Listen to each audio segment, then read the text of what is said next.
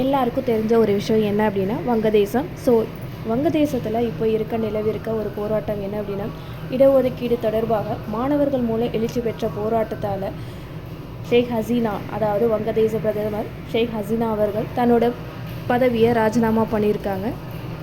இதனால் நாடாளுமன்றமானது கலைக்கப்பட்டு இடைக்கால அரசுக்கு உதவி புரியறதா இராணுவம் சொல்லியிருக்காங்க. அண்ட் 2009 ஆட்சி புரிந்து வந்த பிரதமர் ஷேக் ஹசீனா அவர்கள் பொருளாதாரத்தில் முன்னேறிய நாடு எது அப்படின்னா, முன்னேறி கொண்டிருக்கிற நாடு அப்படின்னா வங்கதேசம். ஸோ அது கூடவே கரப்ஷனும் சர்வாதிகாரமும் இந்த போராட்டத்துக்கு காரணமாயிடுச்சு.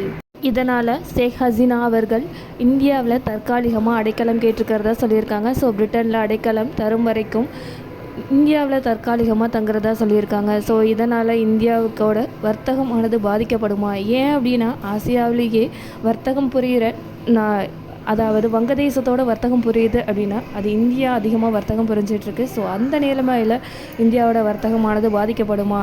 ஸோ இதனால் இந்த இந்தியாவுக்கு பிரச்சனை வருமா?